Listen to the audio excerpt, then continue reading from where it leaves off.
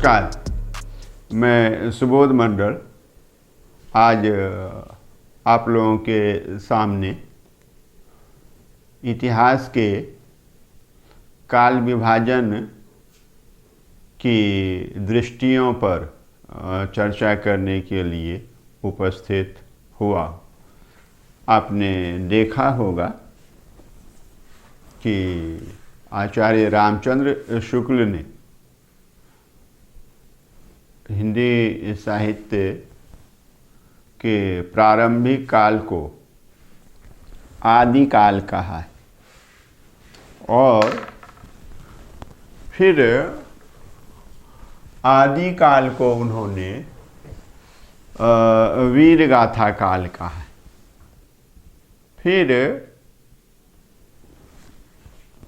मध्यकाल कहा है और मध्यकाल को उन्होंने दो भागों में बांटा है, पूर्व मध्यकाल और इसको भक्ति काल कहा है, और उत्तर मध्यकाल इसको रीति काल कहा है, और फिर आधुनिक काल कहा है, और आधुनिक काल को उन्होंने गद्य काल कहा। तो ये आदि काल नामकरण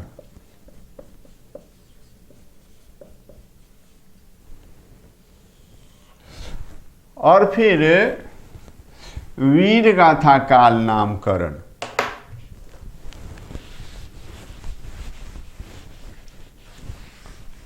किस दृष्टि से?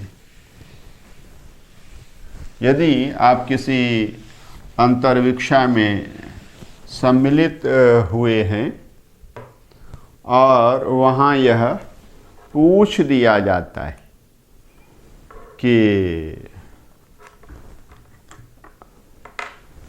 आदि काल नामकरण क्यों है और वीर गाथा काल नामकरण क्यों, या फिर पूर्व मध्यकाल नामकरण क्यों?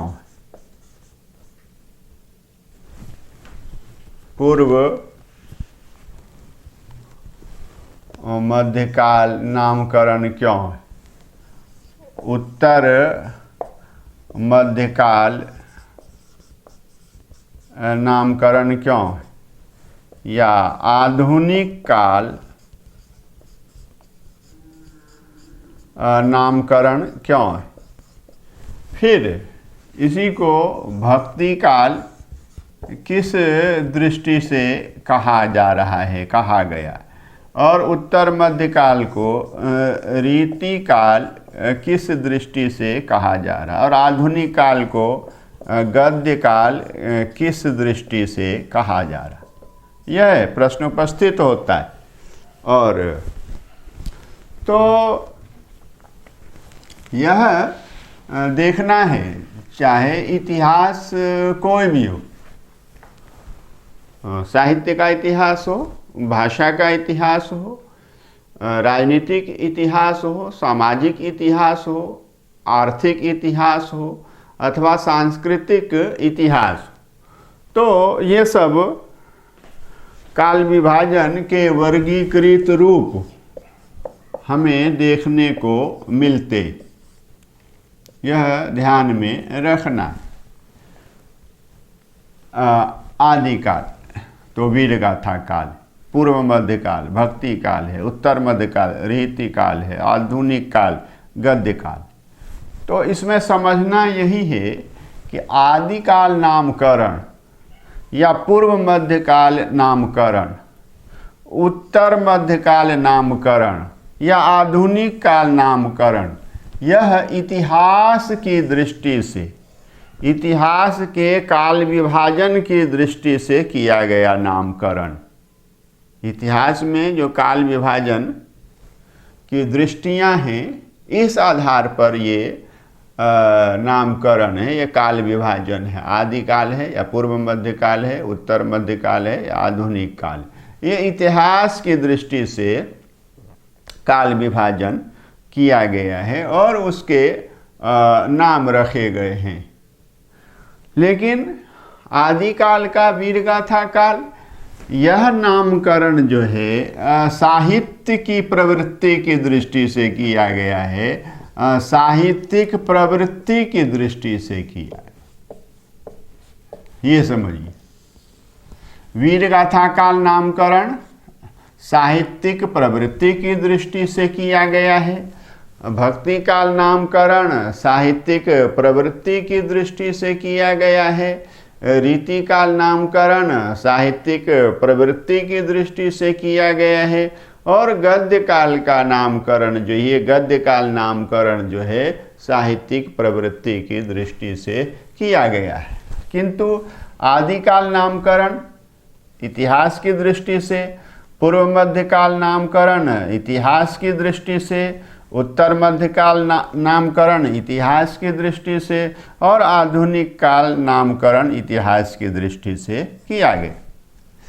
वीरगाथा काल आचार्य रामचंद्र शुक्ल की दृष्टि में आदिकाल की मुख्य साहित्यिक प्रवृत्ति थी, तो साहित्यिक प्रवृत्ति की दृष्टि से ये वीरगाथा काल नाम उन्होंने रखा है।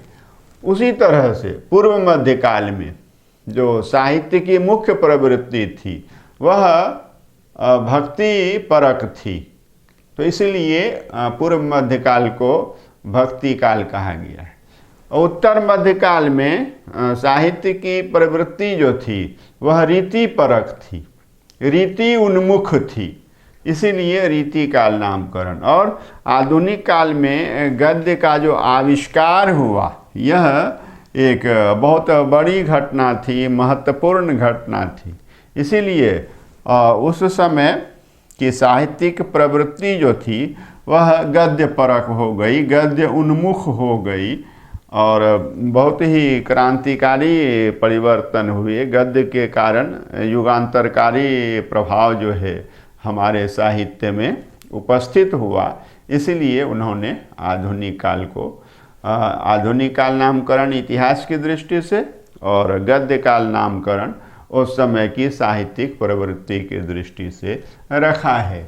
मुझे लगता है कि इस छोटे से प्रश्न को, किंतु यह प्रश्न गंभीर है और महत्वपूर्ण तो है ही, आप अच्छी तरह से समझ गए होंगे। दो ही चीज़ें समझनी हैं कि आदिकाल, पूर्व मध्यकाल, उत्तर मध्यकाल, आधुनिक काल, ये सब नामकरण इतिहास की दृष्टि से किए गए हैं, और वीरगाथा काल या भक्ति काल या रीति काल या गद्य काल नामकरण जो हैं साहित्य की प्रवृत्ति की दृष्टि से किए गए हैं। तो अब यदि कहीं भी इस तरह का प्रश्न पूछा जाए तो मुझे लगता है कि आपको कोई कठिनाई नहीं होगी। बहुत बहुत धन्यवाद।